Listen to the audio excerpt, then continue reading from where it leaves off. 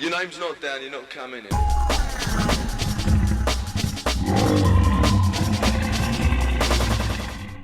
Hey there, just a quick message ahead of this episode to say we hope you like the rebrand, which includes a new website, rawuk.com. That's the URL. On there you can listen to and watch all our previous content. You can get extra content. You can also buy our first ever Raw merchandise and even sign up to become a Raw member, which will keep us going and keep you at the heart of this exciting journey, earning perks in return. We need your support, so please do check us out at rawuk.com and remember to like, comment and subscribe to everything we do on all our channels. And of course, make sure you tell all your pals. But most of all, enjoy this latest episode. Cheers. Hello and welcome to another edition of Raw, the 90s Rave Podcast with me, your host, Tom Latcham. And it's a great episode today, I've got to say, because if you've ever dreamed of being a big name rave artist, because you work in a normal job and you love rave music, oh, for God's sake, I've read it wrong again. I've just set myself up, Kenny, and said I'm great, and then I'm just fucking it all up. Right, I'm going to do this again. It's my apologies. Again, we will get there. We will get there. Don't worry. Your name's not down, you're not coming in.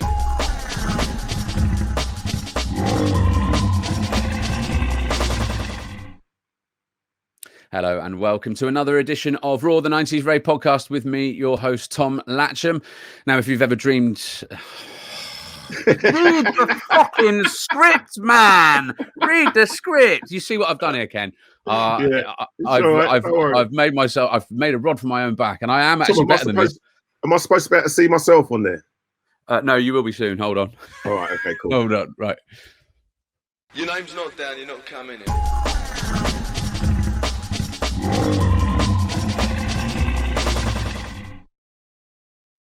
Hello and welcome to Raw. My name's Tom Latcham. This is another edition of the 90s Rave Podcast, and we've got a fantastic guest today. If you've ever worked in a normal job and you love rave music, you've probably dreamed of becoming a big name rave artist. Well, today's guest did exactly that. As a London Underground worker, he fell in love with the rave scene by chance while on a night out with friends before going on to forge a career as a world-renowned jungle and drum and bass DJ, producer and record label owner. He's played at the most legendary raves from Labyrinth to Fabric and everything in between, both on these shores and beyond. He was the first DJ ever to play jungle on Radio 1, and he was also the host of several pirates and internet streaming shows. He's so good, like MCMC, they named him twice. He is, of course, Kenny Ken, a.k.a. Ken Delsol, and he joins us now. Hello, mate. How you doing? Yeah, I'm fine, thanks. How are you? Yeah, I'm all right. All right. Good, very good indeed. How you been keeping? It's been a tough time. You okay? Yeah, it's been a tough year, but, I'm just rolling it through, Yeah, absolutely, mate. Well, I mean, this is a huge test for so many of you guys. Our hearts go out to you all. It must be an incredibly difficult time, and I guess if you can get through it, you can pretty much get through anything. And let's see if we can get through the next time on a few hour or so doing this interview, right? Ken, we absolutely love your journey. It's fantastic. It's an inspiration to so many people who dream of changing careers. How exciting a period was it for you going within the space of a very, very short space of time, just a few years, from a never really been to a rave tube worker to a revered rave artist? It was well, put it this way, the first time I ever went to a rave, I just fell in love with the music straight away. The house music, you know what I mean? And the rave music. I fell in love with that straight away. But I think it was after about when I was going to the big raves like Sunrise and Energy and all them, that's when I decided that I wanted to be a DJ, you know what I mean? So I started to collect the music and, started to go down Black Market Records and get all my music and all that, and by the time I actually started DJing, I had a nice little selection, you know what I mean? So, and it just went from there, So what was it about the early 90s rave scene that allowed someone like you to do that? Because actually nowadays it's incredibly hard to become a rave artist because there's so much competition. I think it was just the scene was brand new. That helped. And I got into it almost from the beginning. Like I started raving in 1988, the beginning of late 87, 88.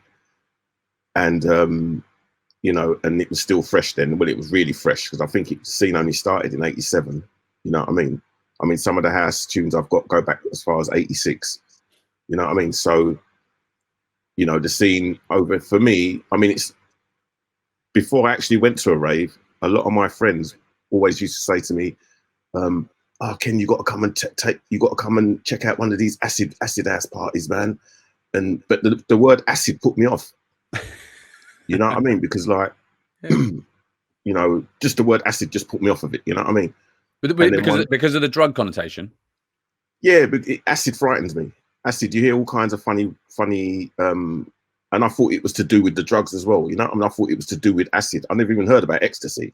Right. You know what I mean? I just thought acid. You know what I mean? And so the word acid kind of put me off, right? And then another time, one of my friends said, "Oh, Ken, you got to try one of these ecstasy tablets out, man. Oh, you got to do one of these pills, man. They're this, they're that, rare, and all that." So one night, because I used to go like hip hop clubs and R&B soul clubs, you know what I mean, and reggae. Reggae was my predominant, what I liked back then, you know what I mean.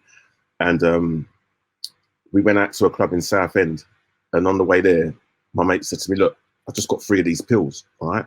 And there's 3 of us in the car, me, Anthony, my mate Anthony, and my mate Tony. So I said, "Should we take one?" And I was like a bit dubious at first. Then I thought, "Child, one ain't gonna do me nothing anyway." So you know what I mean? It's only one pill, you know what I mean, right? Because I never took pills, you know what I mean? So I thought, well, 1 pill, all right. And I remember my mate used to work for NCP car parks, right? Anthony, and we went down there in his van, the NCP car park van, and we all popped our pill. We was at Hackney Down Station. I'll never forget this. We was at Hackney Down Station, going under the bridge, going towards Levy Road to go towards Southend.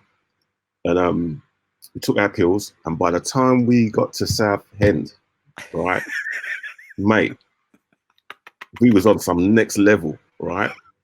The security at the club, I don't know what we was doing to make them like us, but they didn't even let us queue up. They just said, "You 3 in now." They let us in, didn't have to pay, right? Because we was like we was really buzzing outside, you know what I mean? And they say, "Let us in," and then we lit that club up. That club was like, that's the best night I've ever had in that club. And even the promoter of that night, never met him before, but we met him that night though. And he was bigging us up. "Yeah, you guys come down, use a lot of this, use a lot of that." We was proper partying hard, you know what I mean? So anyway, when we come out of the club now, I said to Anthony, "Ant, let's go and find one of them acid house parties, man. What I've been hearing so much about." So we knew where there was one in, what was it called again? Back Church Lane, right, in Whitechapel. And all I remember, I can't remember too much about it, but all I remember was going through some corrugated iron, walking across some a dump kind of land, and then going into this building. And when I walked into this building, the music and everything, I thought, and people were coming up to you and saying hello and all that. I never had that before, you know what I mean? And people coming up to you and saying hello, and people just dancing with you, you don't even know, you know what I mean? And that freaked me out, you know what I mean? So eventually when we went home, next week, I said, "Listen, we got to find one of them parties, man." Forget about Southend. We got to find one of these parties, you know what I mean? And then that's how it started from there, you know? And so how do you go from sweaty, gurning raver in first acid house party to, I mean, you were eventually your headliner? Well, what I done, I started raving regular, obviously, after that, you know what I mean? So I made sure I went to all the big raves like Sunrise, Energy, Biology, there was loads of them, you know what I mean? But I went to all the main ones, you know what I mean? Always had my ticket, or I'd get in on the guest list, because eventually I made it my business to get to know the people who are doing these dances. Right. Why did you do that? Because you were at the time you were a tube worker, right? Yeah, I was working on underground. Yeah. But what it was, because I was working on underground, so especially on a Saturday morning or Sunday morning, I'd have to carry my uniform in the back of whoever's car I was in, and then from raving, go to work. Yeah, I know that. Half of my trolley, you know what I mean? So, but then one day, what done it for me? One day I was at Oxford Circus Station, and I went to work, and I was, back then they never had like machines. They had just like a box, and you just come past and you just show your ticket or your bus pass or your pass or whatever. And I used to collect the tickets in the box as they was coming off the train. And one day I must have fell asleep in the box, right? And these 2 old ladies, bless them, they must have been about 80 years old, right?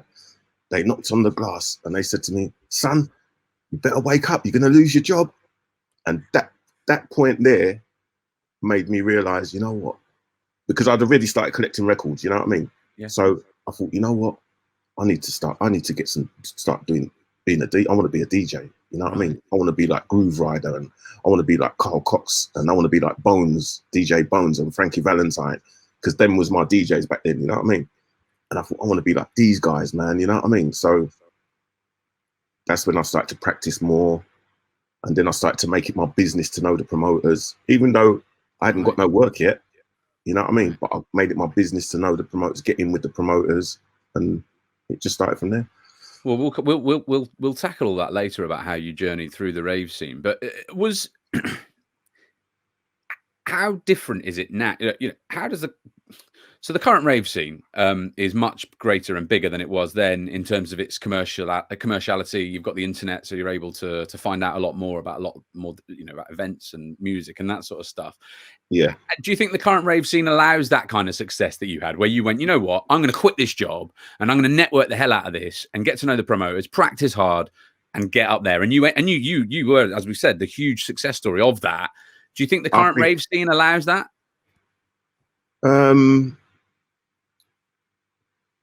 It's a bit more difficult nowadays because the equipment out there now has made it so easy to be able to mix. I mean, when I say it's a bit more difficult, the equipment out there now has made it so easy to mix nowadays that there's so many people that want to DJ now because it's easier to mix music. So therefore it's harder to get in, because now instead of 2 or 3 people trying to get into one job, there's 300 people trying to get into one job. You know what I mean? So it's a bit difficult that way, you know? Yeah, absolutely. I'm sure it is. And as a former London Underground worker and now a jungle DJ, could you be any more London? and how proud do you feel the idea that thinking about the role London and you played in shaping that original, what we now know as drum and bass, but at the time was jungle, that original, you know, you and London were, you could argue, where the sound really originated and took hold. Well, there was places up north where it originated from as well. You know what I mean? Like Manchester, and you know, like you had the Hacienda Club and all that. You know what I mean? And there was little pockets of it all over the country, really. But for me, because I come from London, I'm going to say London. You know what I mean? Because like, but London is jungle. Is, you know, if you say jungle, you do associate it. With, if you say, but even jungle though, even jungle music. Yeah, you know, you could say it come from London, but then you got people like Dot Scott, Simon Baseline Smith, you know what I mean, and all them guys who are around when I was coming through, and they come from up north, and they're making jungle and whatever you want to call it then as well, you know what I mean? So it was predominantly a London thing, yeah. But and how do you feel about that? As I say, you are pretty much proud. You couldn't be more London. No, I feel proud. I feel really proud to be part of something that started in this country. You know what I mean? You know, in London, you know what I mean? I feel something that, you know, we're part of something that started, like you've had punk, like punk music that came and it kind of went, didn't it? Right. And then if you go on a bit later, you had things like dubstep that came and went, right? But jungle music has stood the test of time, and it's just getting stronger today than it ever was. You know what I mean? So at the end of the day, I'm proud to be a part of that. You know, I'm really proud to be a part of that, you know? You absolutely should be, Ken. Listen, we're going to talk a bit more about how you got into the rave scene and how you developed it and how you became such a legend very shortly here on Raw. X amount of pressure, X amount of raw. So we're here with Kenny Ken, the jungle legend, mix and blend legend as well. And here on Raw, Kenny, in the spirit of rave, we like to give our viewers a bit of a rewind and go back to the old days at the very beginning. You were born in London right at the start of the swinging 60s. What was that like? I don't remember too much about the younger days, but yeah, London back then, when I was growing up, there was a lot more racism. There was I mean, there wasn't so much, like, remember, I've seen things like council tax get invented. I've seen a whole heap of things come into that we didn't have to pay back in the day, you know what I mean? So you know, growing up in the 60s was easier than growing up now, because now it's a bit dangerous now, isn't it? There's gangs everywhere, people getting shot and stabbed and all that, you know what I mean? So back then it wasn't. I mean, most of my friends were white guys when I was younger, you know, and you know, if we had to have a fight with anybody, it'd be with our fists, you know what I mean? It was never really a knife thing or guns or anything like that, you know what I mean? So, but it's just changed now, so I suppose it's a bit dangerous now.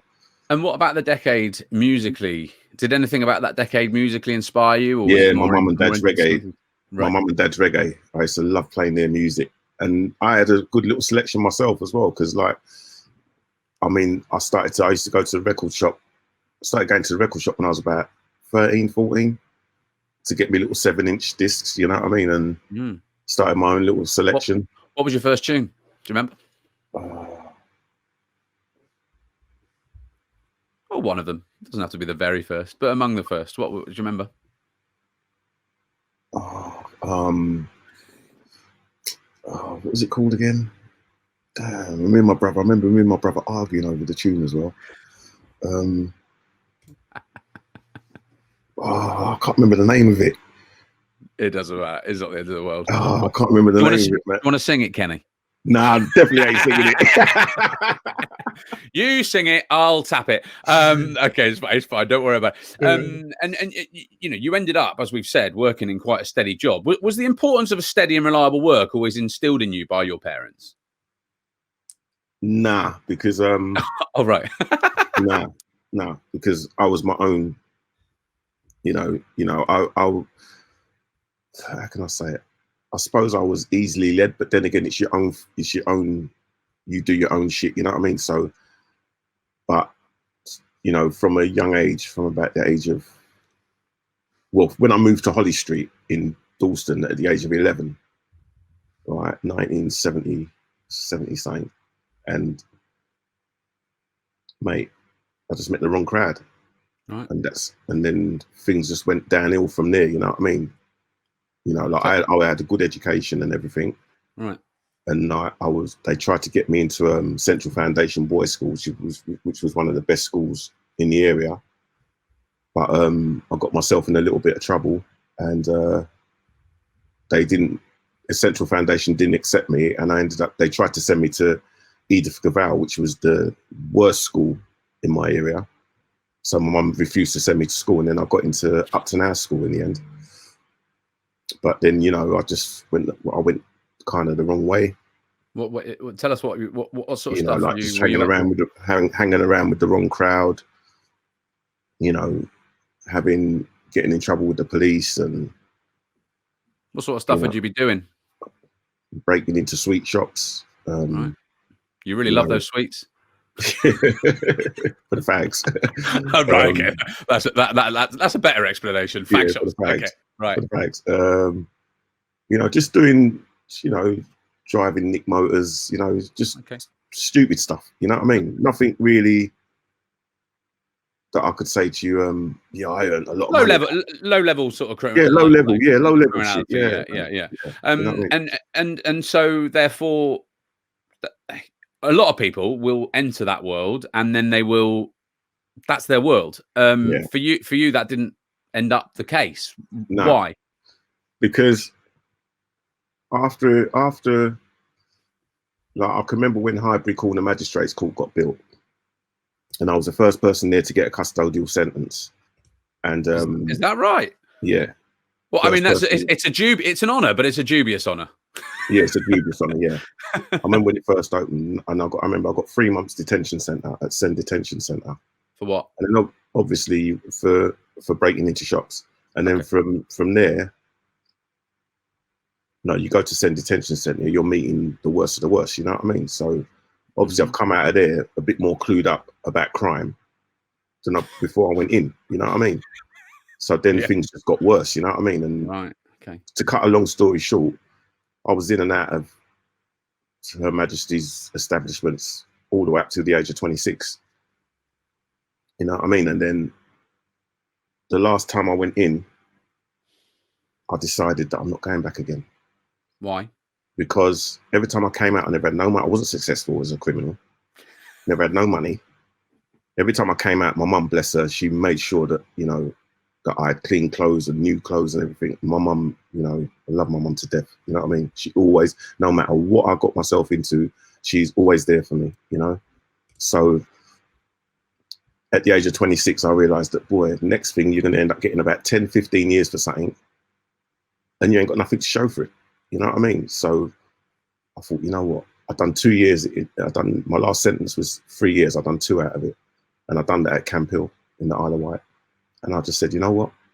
I'm not going back again. Because one, them prisoners what I met at Camp Hill, I'm not like them. These are proper like gangster criminals, you know what I mean? I'm not that, you know what I mean? I'm not, like when we sit down and talk in the yard, they're talking about guns and shit. And I'm thinking, that's not me, you know what I mean? How did you find prison, apart from obviously those psychopaths? I found it pretty easy, to be honest with you. Right. Because although I say they wasn't, you know, I wasn't like them, I mean, the fighting part of it, defending myself part of it, I was good at. Right. You know what I mean? So I didn't have to worry on that score. You know what I mean? But just hearing some of the things they're talking about, I just knew that wasn't me. You know what I mean? But the reason why I used to get on with all these people is because I could hold my hands up. You know what I mean? And these people, they respected that. You know what I mean? Even though I wasn't like them. You know what I mean? So one of them, he, a guy called, I think his name was Peter. He said to me, Ken, look, I've got one of my mates owns a big cleaning firm called Pritchard's Cleaning, right? He said, when you come out, we'll get you a job. So I said, all right then. So I came out, and this is how the London transport thing come along. So I came out of prison there. I phoned up Peter. He got me the job, like he promised, and I ended up working with him. And we had three train underground stations to clean every day: Amersham, Chalfont and Latimer, and another one. I can't remember the other one. Sometimes we used to do other stations as well, but they was my main at the end of the Metropolitan line. And so at Amersham station, I got on really well with the station manager, right? And he said to me, he called me when I was cleaning out his office one day. He said to me, Ken, you need to come off of this and come on the underground. What are you cleaning up for? Come on the underground. So I said, they ain't going to let me on the underground with my form, you know what I mean? He went, trust me, you'll get on there. So I went and filled in the application form. He got me the application form as a guy. I'd done the interview down at Baker Street. Then I went down there for an exam, passed the exam with flying colours, and that's how I started on the underground. It must have been a fascinating. I mean, you see some right interesting things on the underground, don't you? I mean, you must have seen some sights. Trust me. Yeah, yeah. I mean, they loved me on the underground because, you know, like I used to get on the mic at Holborn Station. I'd get on the mic, right? And you know, when you say mind the doors, because the station's on a kind of curve, so you'd have to get on the mic, say mind the doors, you know what I mean, and help the guard out because you can't see the whole train, you know what I mean. And I'd say mind the doors, and I'd come out with something like, get in, otherwise you're going to be late for work, and all just funny things, you know what I mean. And well, so there are still those people at in the sort of main ones in the centre who do a bit of that, and it really brightens up people's day. People will love it. I used to make it a bit extra.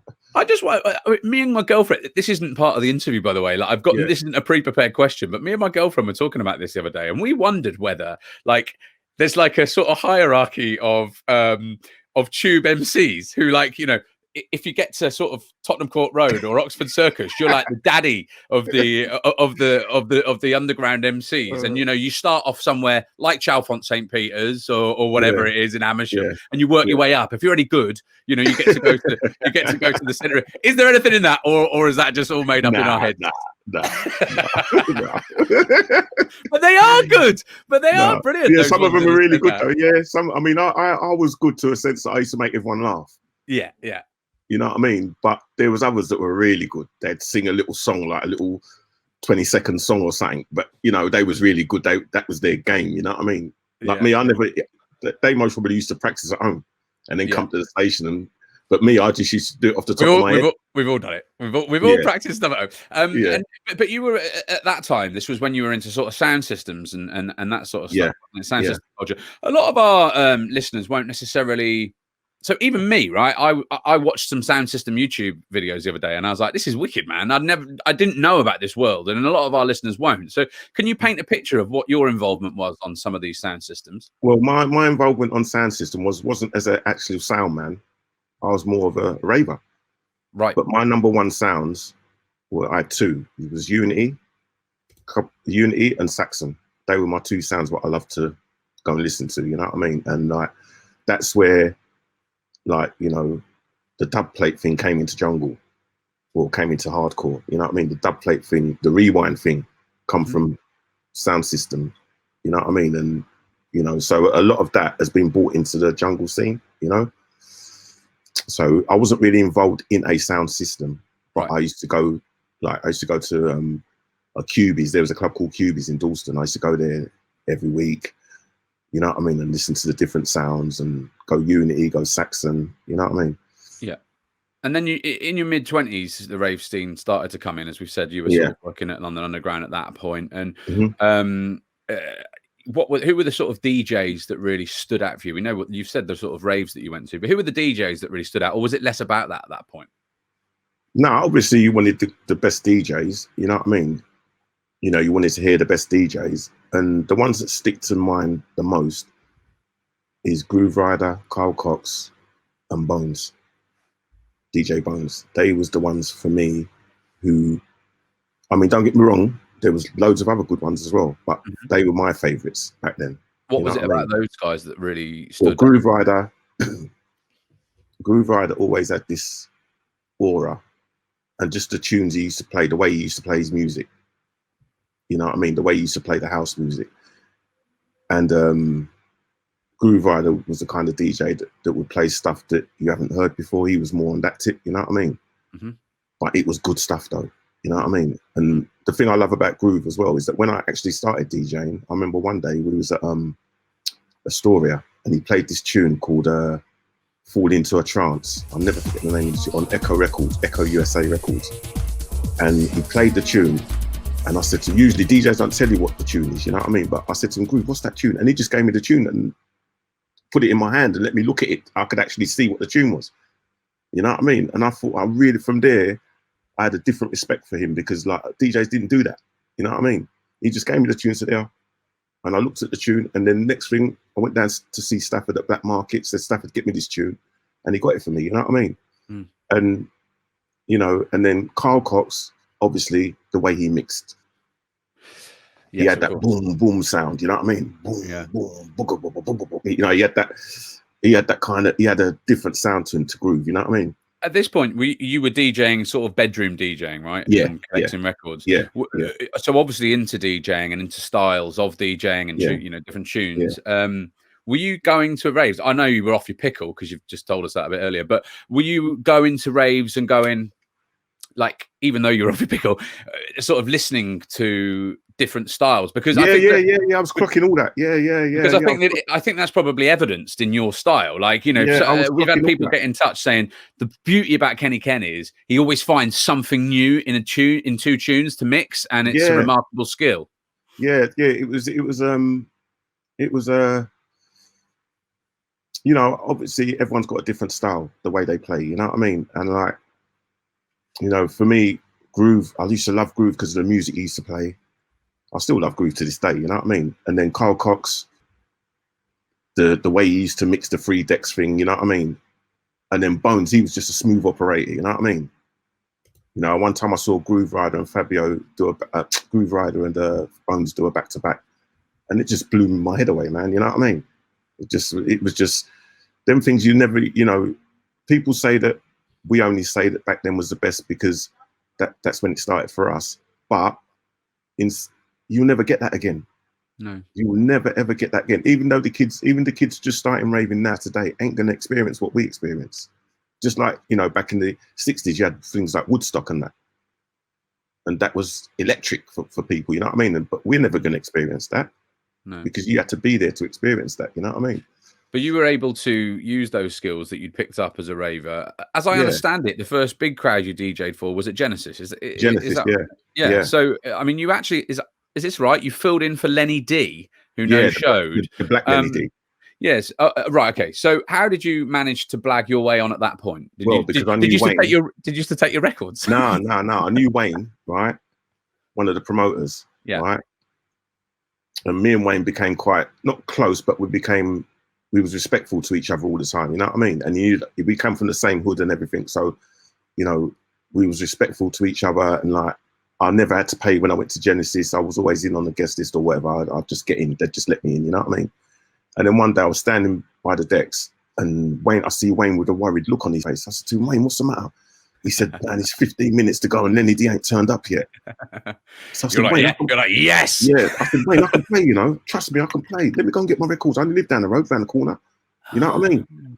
Because I only lived about 5 minutes up, straight down Richmond Road. Boom, and I was at home. You know what I mean? So I said to him, "Wayne, trust me. Let me go and get my records." So he said, "Go on then." So I jumped in my friend's car. My friend drove me home. And it wasn't even a record box. It was a crate. A blue crate, right? How are you feeling at this point? You're like, I'm gonna play. I was excited. I was really excited, but I tell you what, though, no, not until I actually come to put my first record on the deck. That's when my bottle went a little bit, because when I got up on the decks, and I thought that boom, the everything underneath me. Because remember, I'm mixing at home. I'm not used to playing on these big rigs, you know what I mean? Course, like, I don't know how much K it was, but it was a whole heap of K, you know what I mean? And when I got stood on there and I felt the weight and everything of the tune music getting played, I thought, shit. But anyway, I went on. I was nervous, I'm not gonna lie, I wasn't nervous, but I played for about 15, 20 minutes. And that 15, 20 minutes, I played good. Right, I played really good. Didn't clang the mix or nothing. Just took my time and just rolled it out. You know what I mean?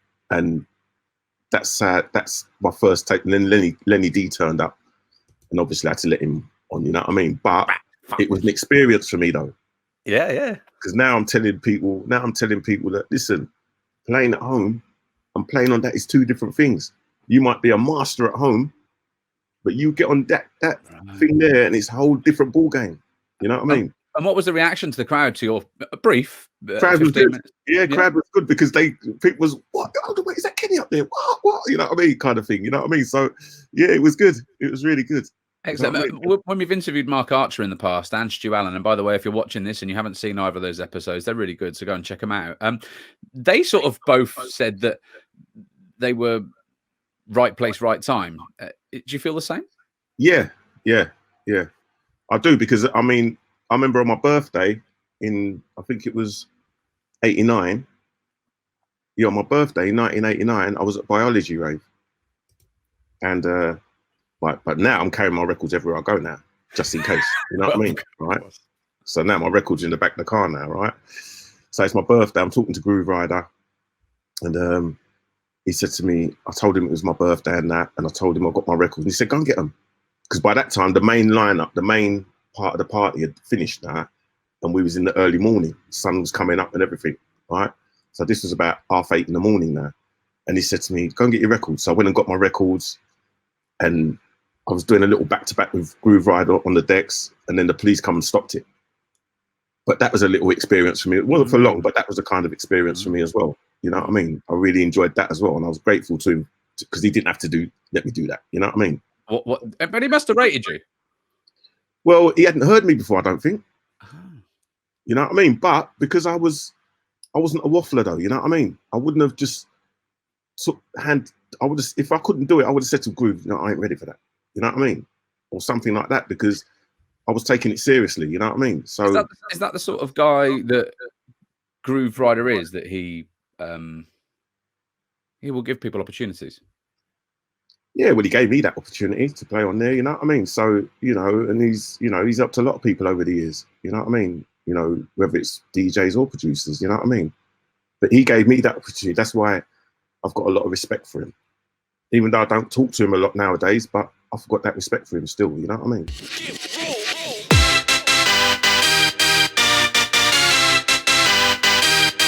We really hope you're enjoying yet another one of Raw's in-depth interviews about the rave scene, which we are proud to say are now all curated into the British Library Sound Archive. All of us here at Raw HQ love how much you love what we do, and your generous one-off donations have been a huge help in covering our initial costs. But we're now a team of 5, putting in a combined 80 hours a week for no wages, with big plans to expand further, and so our costs are going up.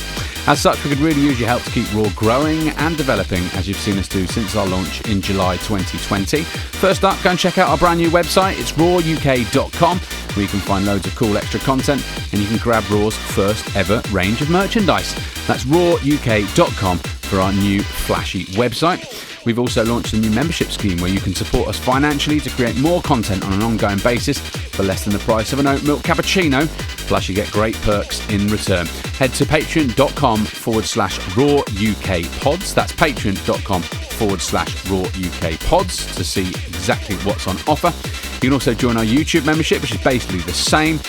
Or if you're not asked about a membership, but you'd like to support us with a few quid as a one-off or a repeat donation, then head to our website and click the PayPal link. A reminder of that new website URL, yet again, rawuk.com. Big love and respect to you all. Please keep supporting us. Hope you enjoyed the rest of the act. So we're here with Ken still, who is one of the jungle originators. Fascinating story he's got. We've talked about how he got into being a DJ, but let's talk about how he progressed it and sort of became, as we've just said, one of the kings of the jungle. Kenny, your first regular gigs were at Labyrinth in Dalston. How did you manage to get yourself with the foot in the door at Labyrinth there? Well, Sue and Joe, who used to run Labyrinth back then, I was good friends with them. And I can't remember how we met. I think we might have met at one of the bigger raves, you know what I mean? And I stayed in contact with them. And then Joe started doing Labyrinth and he invited me down to play. And then I ended up getting a residency because I was always playing good sets every week, you know? So, you know, every set I played is like when I came on, it was just a vibe. Like, oh, Ken's on the decks now, you know what I mean? And it was just a vibe, you know what I mean? And like, from there, they was one, them and Crazy Club. Yeah. They gave me my first proper residencies, you know what I mean? And well, I mean, to have had a residency at a place like Labyrinth, I mean, the Crazy Club is less renowned in history for what it did for the rave scene. But you know, looking back 32 years on from when you started, even from a purely historical standpoint, what a privilege to have been given your first shot as a DJ at a place that played such a important role in that emerging rave scene. Yeah, Labyrinth was good to me. You know what I mean? Labyrinth was really good to me, and like, you know, I love Sue and Joe for that. You know what I mean? They was like, you know, even when I see Joe nowadays, he shows me so much love. You know what I mean? It's like I haven't seen Joe for a while now, for a good few months. But if he phoned me up now, it'd be like we spoke yesterday. Yeah. What was it about Labyrinth that made it become such a legendary and important venue in the development of the rave scene? I imagine it was probably Joe was a major part of it. But what specifically that Joe did that made it that? I think because it was a long-running establishment, week in, week out. You know what I mean? That's number one. And number two, they embraced the new music. You know what I mean? You know, I was never told what to play. Right. You know what I mean? I went there. So how then you started as a house DJ? Was that upstairs at Labyrinth, and then you sort of came down into the hardcore room? What took you from playing house music to playing hardcore? Just a change. That's how the music changed. You know what I mean? The music went from like, when I first started DJing, I was playing like acid house, a little bit of German, not Belgian techno, you know, European techno, you know what I mean? And all them three styles was merged into one, you know what I mean? And that's what the DJs at them times used to play, that style, you know what I mean? And then the break beats start, like Mickey Finn made a tune called, what was it called? Mickey Finn made a tune called Biting Back or something.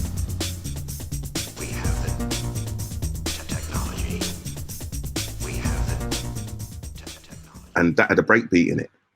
And there was another tune called Bloodlines, I think it's called, on Nervous Records. I think it's called Bloodlines. That, you know, it was a slow breakbeat, but we used to speed it up and play it at 45, and it used to go down wicked, you know what I mean?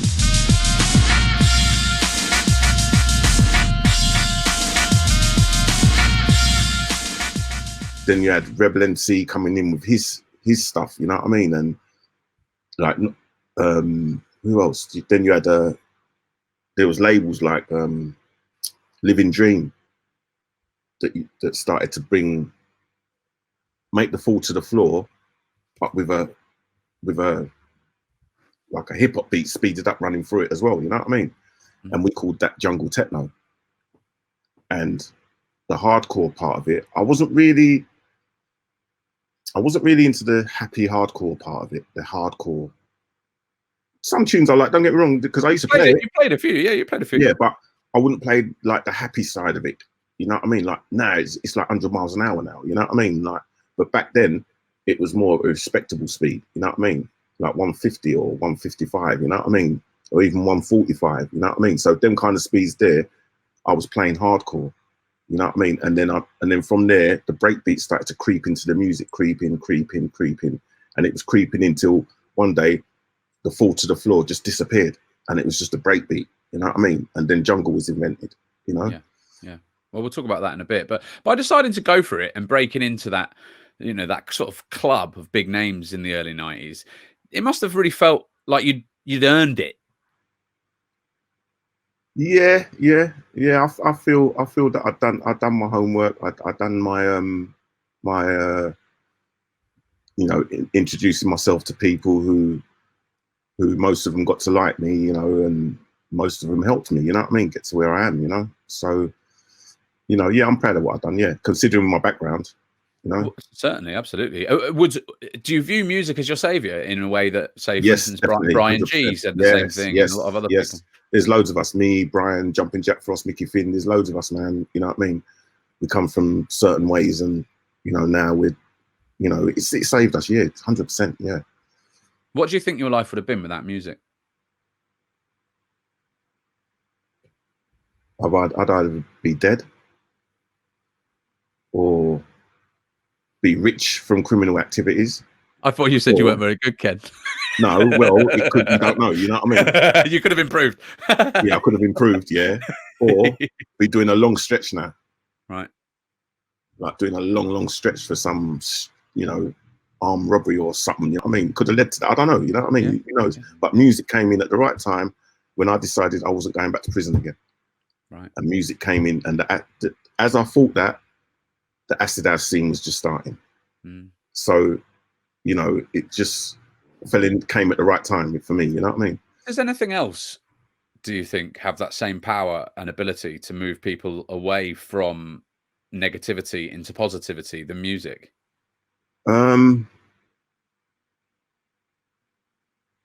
Yeah, I mean anything can really. If you know if you're a criminal, if you're into crime, and then you know that this next thing, like you could be a good footballer, and you know if you keep your head down, you're going to be earning grands every week, then that's going to stop you from. Hopefully, that will stop you from doing the bad stuff. You know what I mean? Yeah, I guess. You know, so anything really. Okay. But music, for me, music is powerful. Period. Because music has opened barriers for me. Like I'll tell you a little story, quick 2-minute story, all right? Yeah, please do. One time we went to Ireland, me and GQ, right? And we played in Ireland, and we had a good time and everything. The geezer loaded us up with whatever we wanted. Then we came back to England. Then I think a few months later, they booked us again, and we went back there again, and we tried to find that same guy, right? And without mentioning any names, we found out that he had been killed by the IRA for selling ecstasy, because the IRA didn't like the way the ecstasy was bringing the two factions together. You know what I mean? Wow. And that's the same thing it done in the UK as well. It was bringing people together who wouldn't normally mix. Like I was meeting people from all walks of life. I met solicitors, doctors, police. I met a whole heap of different people at raves. You know what I mean? I'm standing there smoking a spliff with a copper.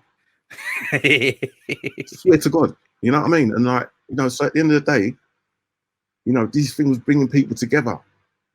And certain people never like that. Powerful people never like that. You know what I mean? That's why you had the, you know, the government? That's why they clamped down on the rave scene. Started shutting certain clubs and started, you can't do warehouse parties no more and all that, you know what I mean? You know, so, but it never worked, because now people, all kinds of people going to parties. Yeah. Do you see any parallels? I asked Mark Archer this very same thing because he came through very much like you around that same period. Do you see any parallels? It's clearly not the same, but do you see any parallels with what happened then under Thatcher and Major in the early 90s with some of the, well, maybe not the policies necessarily of now, but the way in which they're really not supporting the club? No, they're just doing it in a sneaky. They're just like Thatcher. She was in your face. She just told you straight. You're not doing this. You're not doing that. Blah blah blah. You know what I mean? Thatcher was straight. Although I hated her, you got to respect her though, because like she never done nothing undercover. She just told you straight. You're not doing this. You're not doing that. All right. But these people now, they do it sneaky.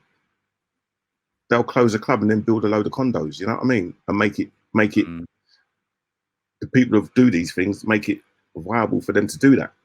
Make it. What's the word?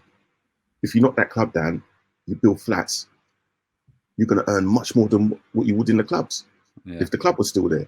Like I heard rumors they was going to shut down Ministry of Sound and build flats there. You know what I mean? Fabric. They tried to close down Fabric because the guy died. A couple of people died in there. Yeah.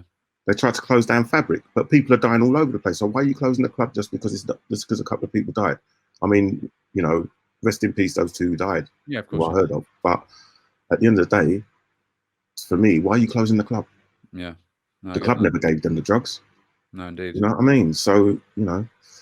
And in terms of your DJing, what do you think it was that made you stand out as a DJ? I mean, you know, you've mentioned what you felt that made Groove stand out and all those other DJs. I used to cut mix a lot. Right.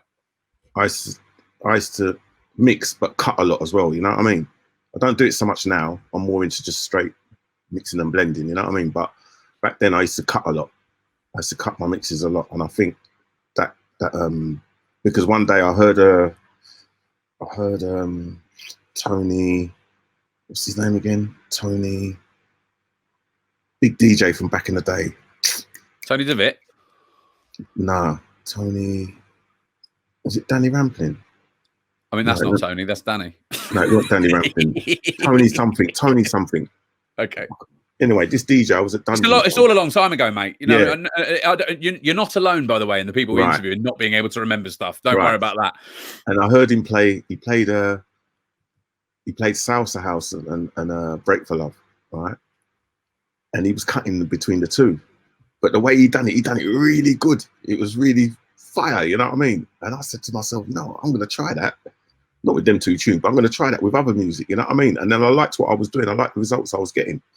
So I incorporated that into my sets, you know what I mean? And I think that helped me get noticed a bit, you know what I mean? Because of the way I used to. Yeah, how would you describe your DJ style then? What, now or then?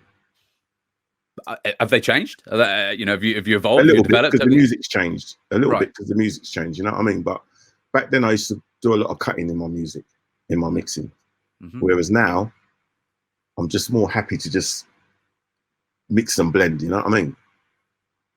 Rather than cut all the time, you know what I mean? Is that because of the change in style of music from sort of jungle with the chopped up breaks to more sort of, you know, the more modern drum and bass, which is often more rolling? No, I think it's just me. I think it's just the vibe I'm feeling. You know what I mean? I think it's just the vibe I'm feeling with the music now. You know what I mean? Like, you know, back then the music was different and the cutting worked better back then than it would now. You know, I mean, you can still do that now, but with me, I find it easier because I'm more into on the production tip. So I'm more into just mixing and blending rather than cutting like I used to, you know? Okay. Well, we'll talk a bit more about your production shortly. Also, I want to talk to you about that scene split that you referenced. Don't go anywhere. Your name's not down, you're not coming in.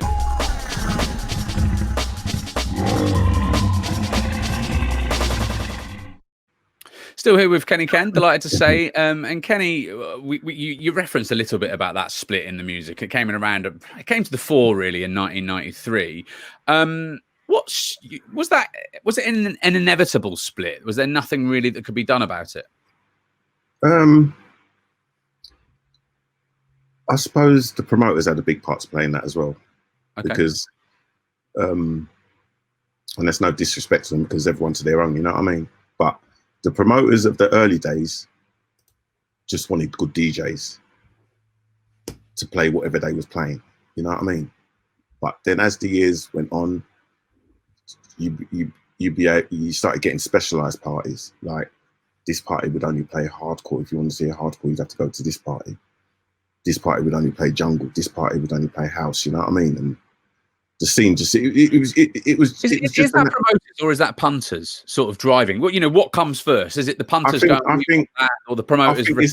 It's a bit of both, because you got punters who will most probably sit down and be chilling while a certain DJ's playing one style, right? And then another DJ, we're waiting for so-and-so, and then when he comes on there, they'll be on it. Woo, yeah. You know what I mean? And so this was happening quite a lot. You know what I mean? And then you got promoters, people starting to get into the promoting game, who only liked hardcore, or who only liked jungle, or who only liked house. And so they decided, right, get rid of all that other stuff. I just want my party to be this. There's nothing wrong with that. You know what I mean? And that's how the split. So as a DJ now, I have to think, where am I going now then? And am I going to be able to play at these parties or the whatever? But lucky for me, I was still playing, when it was switching, I was still playing a little bit of hardcore. So I could play at some of these hardcore parties. Was that deliberate? What was that, a deliberate thing, do you think? Yeah, to sort of go, you know what, I want to play it both, because I like playing out for starters, and also money. That was deliberate. Yeah, because like I like playing even today, like even a couple of weeks ago, I played a old school house set, 88, 89 set. So I like playing my music, you know what I mean? And like, if you said to me, Ken, I want you to come, I want you to play at my rave next week, but I want you to play just 88, 89 house, done, no problem. You know what I mean? I want you to come to my rave, Ken, and I want you to play 2018 Happy Hardcore. How does that sound? Nah. Ain't happening. I don't, by the way. A, I don't have an event, and B, I don't want you to play at it. I would, if I had an event, I would want you to play at it, but I wouldn't want you to play that. No disrespect to Slip, Matt, Dougal, and all Hicksy and all them boys there, right? I love you all, but it's not my thing. Of course, what I mean? That's their thing. So why isn't it your thing? Because you did find your calling in the jungle scene. Because it's too fast now. It's too fast. I don't know. But for a period, it was the same. It was just happier. What was it about your personality or your background or whatever that made you go, you know what? It's the tempos. It's the tempos, Tom. Right. Tempos, right? Mm-hmm. Back then, I used to play tunes, and like I said, from the slowest being about 115 BPM to the fastest being about 140 BPM, right? So them times there, I'd play the happy stuff. But this stuff, what they're playing now, is like 180 BPM. So can you imagine sounds like Gabba. You know what I mean? And it's just not me, you know what I mean? When the breakbeat went out, it wasn't you. But it must have been an incredibly exciting period for music. I mean, you think, if you're playing that set the other day, 88, 89, how different that music is to 94, 95 jungle, and beyond. But that period, actually a huge change, absolutely massive. It must have been incredibly exciting, and just sort of picking up tunes in all different fields and worlds, and being like, they all work together. This can be a fantastic set. I remember when I first heard there was a tune. Grooverider played a tune one time at a rave called Roast, right, which was instrumental in promoting jungle music as well. And he played this tune, and I said to him, and this was when jungle was just starting to break through, and I said to him, Groove, I'm not really feeling that tune, And then he played another one, right, which had a bit of a reggae vibe to it. And I said, yeah, I'm feeling that. Yeah. And then I started to work towards the jungle, you know what I mean? Right. Okay. But that's how it started for me. Was the reggae thing was incorporated now into it was done before that, because you get the reggae vibes in the house music as well, you know what I mean? But when it was done in the jungle, it sounded even better, because you had like Rebel MC bringing his stuff through and all that, you know what I mean? So, I started to get involved that way. Well, you went into the jungle, and in your early days, you had Residency at Sunday Roast, famous. But you also played other legendary events like Telepathy, World Dance, Helter Skelter, etc. But you've said that AWOL was your favourite back then. AWOL was my favourite What was I don't care. so special about it that you loved so much? One, I had a good relationship with all the other DJs. All right, it was me. At first, it was me, Mickey Finn, Trevor Fung, Dr. Escache, and GQ. That's what I can remember. And then Darren J, Randall and Darren J came in a little bit later. They came in, I think Mickey bought Darren J in. And then we was all telling them, you have to get Randall down there. You got to get Randall down there, because Randall was some next level shit, you know what I mean? So we wanted him at the club, you know what I mean? Yeah. And Randall came down. I mean, we all came at about the same time, but some of us, like I was there from the beginning. Like Randall might have come a couple of months later or whatever, you know what I mean? And so on, you know what I mean? But Randall came down there. We got Randall down there. And for me, it was just the best club in the world. Why? Playing at that club there, right? Was it? What is it? Music, DJs, punters. It was the music. It was the music, the vibe, everything. Can you paint a picture? What was it like in there for people who didn't go there? It was a dark and it was a dark and dingy club, right? It was difficult to mix in there because the monitors were up in the air. So if you just go there and play for the first time, you might have a hard time, you know what I mean? But we all got used to it, so it was coming like nothing to us, because in the end we all got used to it, you know what I mean? But at first it can be a bit difficult to play in there, but the sound system in there was second to none, you know what I mean? And the people used to come from all over the world, I mean, all over the country to come to AWOL. Even some people from abroad used to come just to come to AWOL, right? I've seen people like Oasis in there. Some top names used to come to this club. Really? Right? Which, what, Liam and Noel, or just Noel or Liam? I think it was one of them, Liam. Right, wow. I don't know which one, but it was only one of them though. Amazing, yeah. He came with Goldie, right? Right. He came down there with Goldie. I seen, what's the other singer? Well, Goldie's bought, it was down to Goldie why some of these big people used to come down, to be honest with you. You know what I mean? But we had some big name people come down there, and like, you know, just the vibe of the place and the hours it used to open for. Like, it opened 10 at night till 10 in the morning. You know what I mean? And the last Saturday of every month, it would go until 1 o'clock in the afternoon. You know what I mean? So it was just and each DJ had a 2-hour set. Right. So you could go there and I could take you on a journey, you know what I mean, for 2 hours. And then, you know, you got Randall coming on for the next 2 hours. Then you got Mickey Finn coming on for the next 2 hours. Then Dr. Escache, then Darren J, or whatever order it was in. Okay. And plus we used to bring guests in as well. So we'd have Grooverider 1 week, and then another week we would have DJ Ron, then we'd have Fabio, all guests, different guests, you know what I mean? Jumping Jack Frost or whatever, you know what I mean? We'd all have different guests, you know what I mean? They say, what guest do you want? We'd say, well, we want Brian G down there this week. And then they'd get a slot, you know what I mean? So exciting, but it was also quite moody at times, wasn't it? At some of, you know, Paradise Club, SW1, it could... not AWOL, not AWOL. No. Not AWOL was never moody, nah. And I was there every week, so I know. Right, AWOL was never moody. Obviously, like any club, you get the odd scuffle in there, you know what I mean? But that's minor shit, you know what I mean? You know, AWOL was a vibe, week in, week out. That's why people came from Manchester, Scotland, Kent, all Liverpool, everywhere to come to AWOL. Like, I was meeting people from all over the place. Where you? I was chatting to one girl. Where you from? Thinking she's from a Londoner. Then I hear the accent. Shit, where you from? Manchester. Where you come all the way down from Manchester? Yeah. And then I'd end up driving all the way to Manchester. You know what I mean? That's how it was. It was just vibes, man. It was just electric. So not moody and AWOL, but it did around that point get quite dark, the scene, didn't it? There was it got dark, crack, and there was guns, and, you know. Yeah. How did you, Matt? What did you feel about that period? Where, I mean, because you, as you fully admit, you came from, all right, you did what you weren't into guns, and that was a big part of why you decided to not go down that route of crime. But you have come from a world of criminality where that sort of chatter is fairly sort of standard. How did you feel that this was coming into this scene that you got into, which was all peace, love, and unity, and all of a sudden you found yourself 5 years, 6 years later in actually quite a dark scene where there's a lot. Well, what you got to remember as well is that the gun thing wasn't nothing to do with the DJs or the promoters. Sure. You know what I mean? Maybe 1 or 2 promoters was dabbling in that. You know what I mean? But for the most of it, the gun thing wasn't to do with the DJs or the MCs or anything like that. It was to do with certain people who used to come to that club and they were bad people, you know, and then they'd bump into other bad people who they didn't like or they had a score to settle with or whatever. And then they'd just do it in the club. You know what I mean?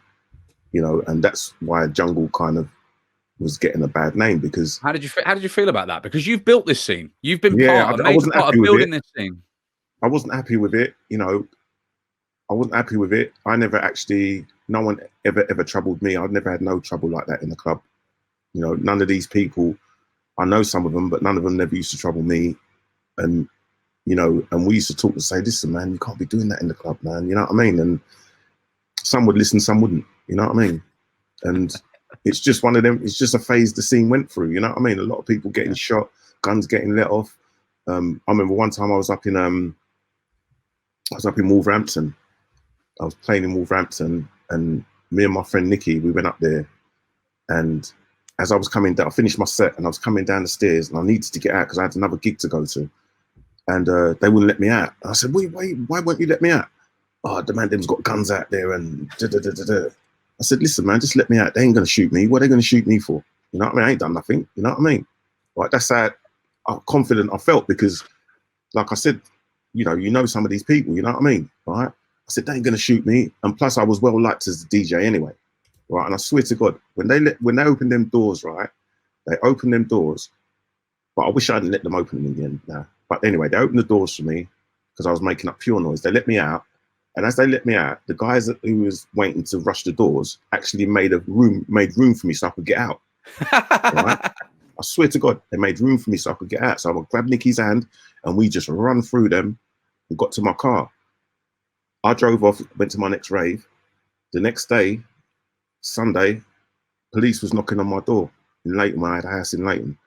They was knocking on my door and they said to me, yeah, Mr. Delsol, you was playing at club, I forget the name of the club now, Quest or whatever it was in Wolverhampton. And just as they let you out, there was shooting going on, right? And I said, really? I never heard no guns. I never heard no shooting. You know what I mean? They said, yeah, the security was supposed to have got shot and a dog got shot, right? So I said, no, I don't know nothing about that. You know, I jumped in my car and I was off because I had to get to my next gig. I don't know what you're talking about kind of thing, you know what I mean? But I kind of did, but I didn't want to get involved. You know what I mean? I don't want to get involved in that shit. You know what I mean? And by me, you weren't involved either. Basically, what they wanted me to do was make a statement. Right. Saying what I saw and everything, you know what I mean? And I wouldn't make that statement. They said to me, all we want you to do is just make a statement. I saw Grooverider's heels. Right. I said, no, I'm not making a statement. Right? Yeah. No, I'm not doing it. So they said to me, all right, if you don't make a statement, you're never going to play in Wolverhampton again. I said, fair enough. And I never played in Wolverhampton again after that. Is that right? No. How can the police have that power? I don't know, but I never played in Wolverhampton again. That's insane. And the one rave that I did get booked for in Wolverhampton, it got cancelled. I don't know whether that's because of me. I will say my family is from Wolverhampton on my mum's side, and as much as I love them all, you're not hugely missing out by being banned from Wolverhampton. That's what they're banned me from Wolverhampton. That's fucking bonkers. That's insane. I don't think it was the London police. I think it was Wolverhampton police. Yeah. Because it was London police that came to my house. Yeah. To get the statement. Well, they're all connected. They're all connected, aren't they? That's the point of the police. Basically, I just said, no, I ain't making no statement because I don't want, if anyone's been arrested for it, right? Yeah. Well, these are serious people. Yeah, I don't want them people to be going through their statements and then my name comes up. Yeah. And although it's an innocent statement, there could be something in there that might get them more in trouble.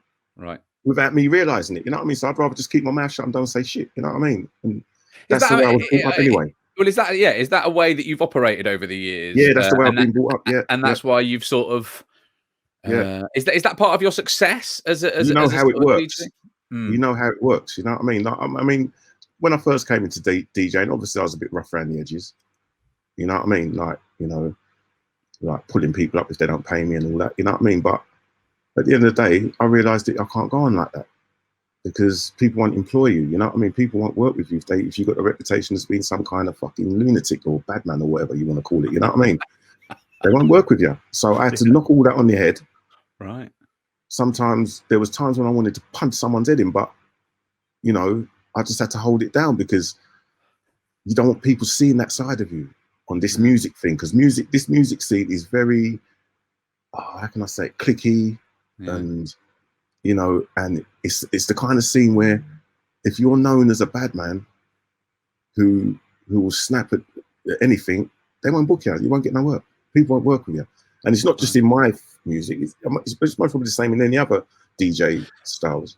You yeah, I mean, if you're hard work, then why would you want to work with someone who's hard work? I mean, that's the point. Although, if you are obviously a superstar DJ, then often being who I am, though, some more time I never had to get going like that because of who I was, and if I did come across a problem, I could phone somebody who's a friend of who I've got the problem with and say, look, this is what's happening. Can you sort it out for me? And talk to him, and you know, no fighting, violence or anything like that, but just talk to him and show him whatever, reason with him, and sort out the problem. You know what I mean? Here's a question: how do you think that you're viewed in the in that sort of group of 90s rave scene among other people, promoters, DJs, etc., etc.? Are you seen as a sort of wise head?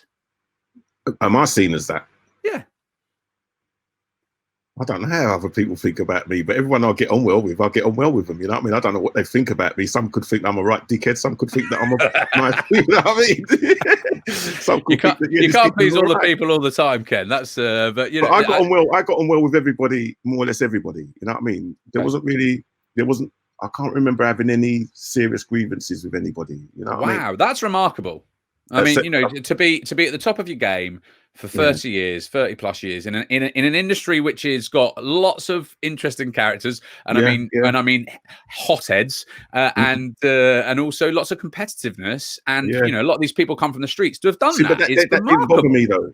The competitiveness, the competitive side of it, it didn't bother me. I was never really one to think, I need to play better than him, or I'm better than him. I don't never think like that. You know what I mean? I've always been the kind of DJ just happy to play and get my work and play my music.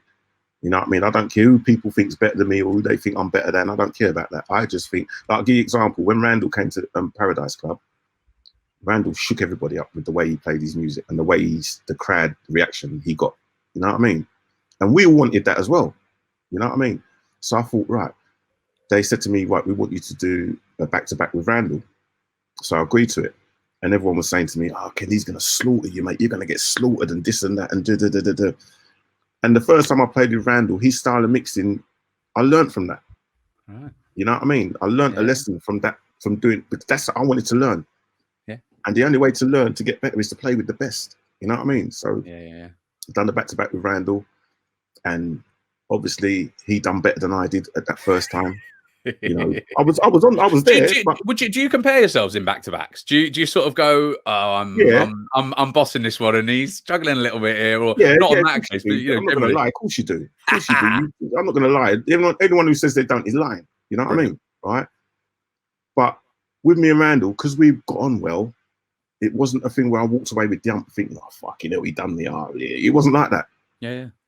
We just, after we was having a drink and everything together, smoking whatever together, you know what I mean? And joking about it. All right, you know, when you drop that tune, boy, that hurt me, you know, shit, you know what I mean? Things like that, you know what I mean? Right?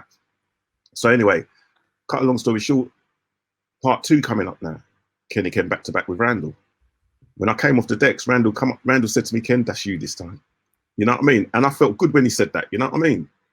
You know, because coming from someone like him, you know, that's just a good thing, man. When the DJ says that to you, that's a good thing. Like, I've had compliments from a few top DJs, you know what I mean?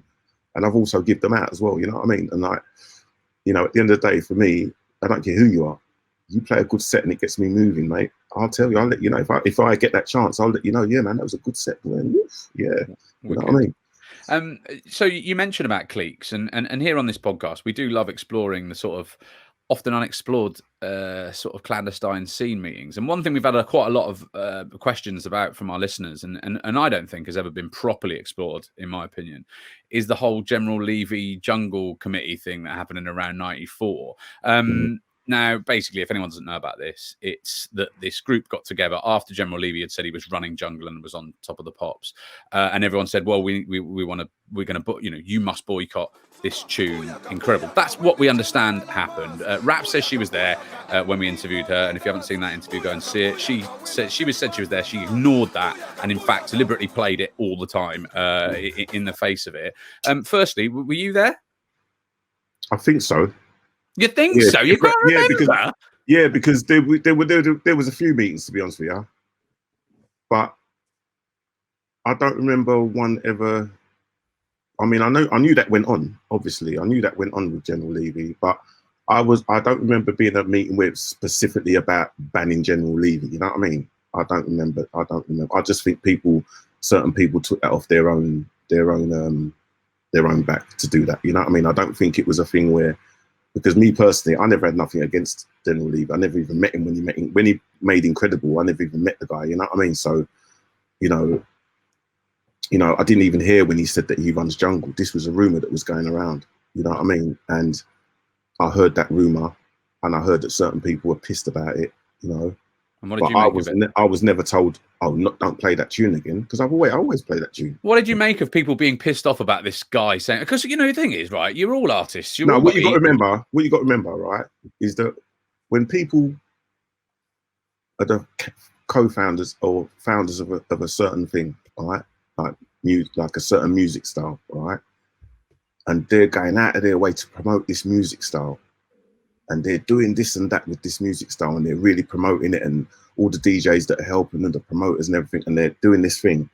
And then someone comes along with a one-hit wonder, what I call it, on jungle. Incredible was a big tune, but it was a one-hit wonder, right? And if that person who made that tune says that he runs jungle, people are going to get pissed off. Because other people are going to say, well, what about Grooverider? What about Ken? What about Mickey Finn? What about so-and-so? What about Jumping Jack Frost? What about, you know what I mean? And, so people are going to, I can understand why people got pissed off about it. You know what I mean?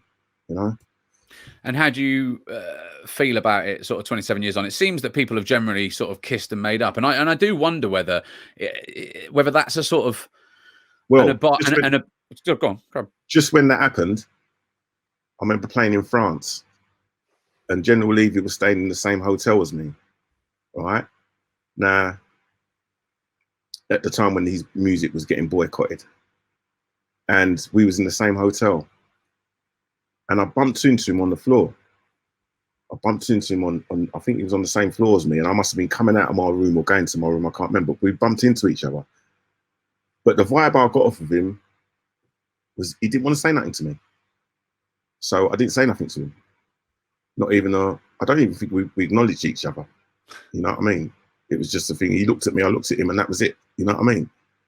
And then I thought that was strange, because now I know him, not know him well, but I know him. You know what I mean?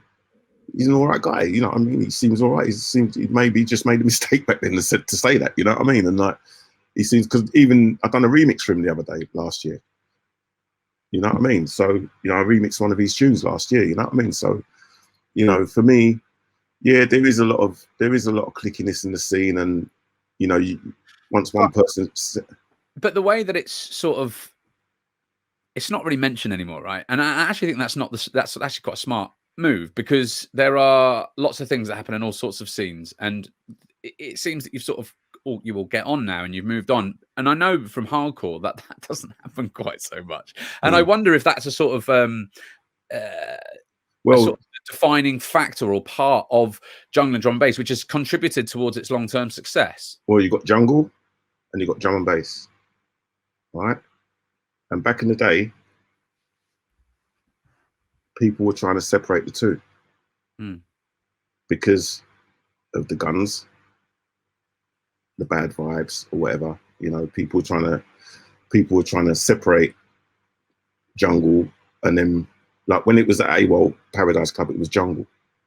When it went to Metalheads, it was drum and bass.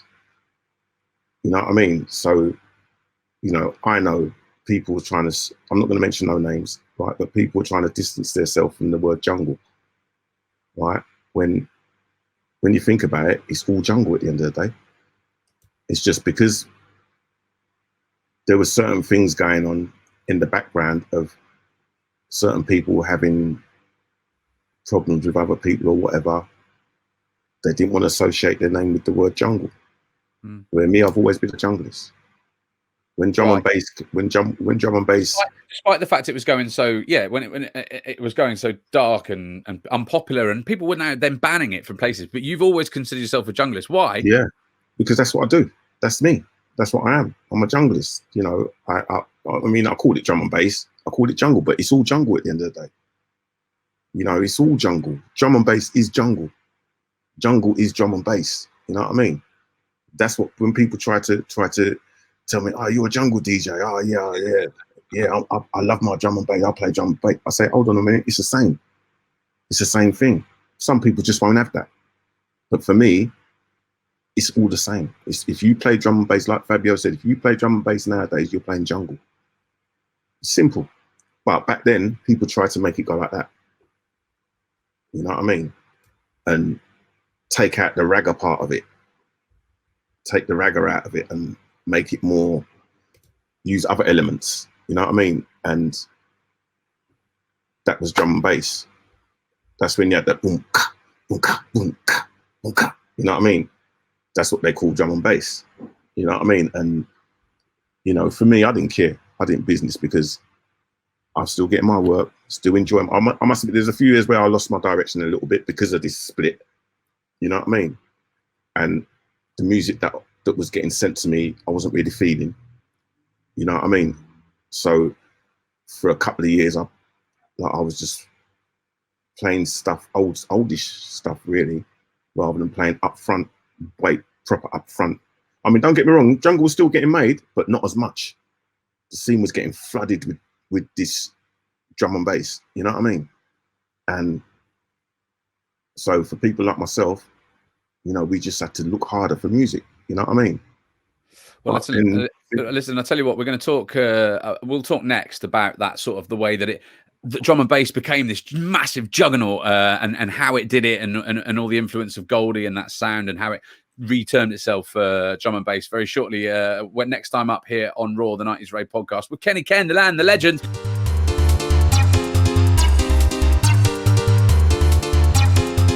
Well, that's it for another episode of Raw, and if you like what you've heard, we'd love you to get involved. All of us here at Raw HQ buzz hard off how much you, the Raw crew, enjoy our work, and your generous cash donations have been a huge help since our launch. But we're now a team of 5, putting in combined 80 hours a week for no wages. We've got loads of plans to go further, expand our team and offer, but that does mean that our costs are also increasing. So we could really use your help to keep Raw growing and developing as you've done since we started. So please do check out our website. Initially, it's rawuk.com for interesting extra content and to get your hands on our first ever range of Raw merchandise. That's rawuk.com. We've also launched a new membership scheme where you can donate to create more interesting and fun content on an ongoing basis, and you'll even get stuff in return. So head to patreon.com/rawukpods. That's patreon.com/rawukpods to see what's on offer. You can also join our YouTube membership, which is the same, or if you're not bothered about membership but you'd like to support us with a few quid as a one-off or repeat donation, head to our website and click the PayPal link. That website URL, one more time, rawuk.com. Respect to you for your support and for getting to the end of this episode. Please keep supporting us and help ensure there's more quality content coming your way on a regular basis. Oi, oi.